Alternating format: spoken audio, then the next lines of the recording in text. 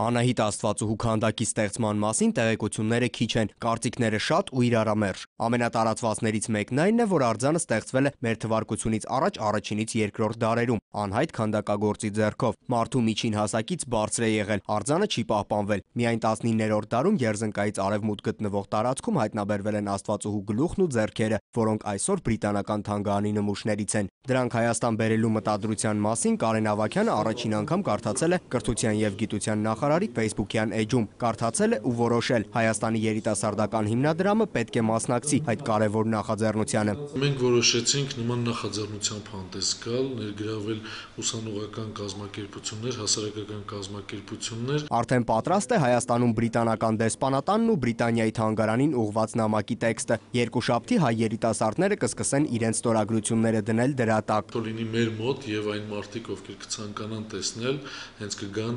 Հայաստան։ Որոշ հնագետներ Անահիտ Աստվածուհու քանդակը Հայաստան բերելու նախաձեռնությունն իրատեսական չեն համարում։ Անգլիայում Աստվածուհու գլխի բրոնզե կրկնօրինակները վաճառվում են 6000 ֆունտով։ Տեսանելիությունը շատ լավն է, ներկայացված է շատ լավ։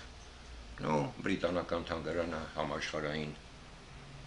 աշխարհի ամենալավ թանգարաններից մեկն է, դրանում կարող եք չկասկածել։ Գրված է, որ ենթադրաբար Անահիտի արձանն է, գտնված է փոքր հայքում։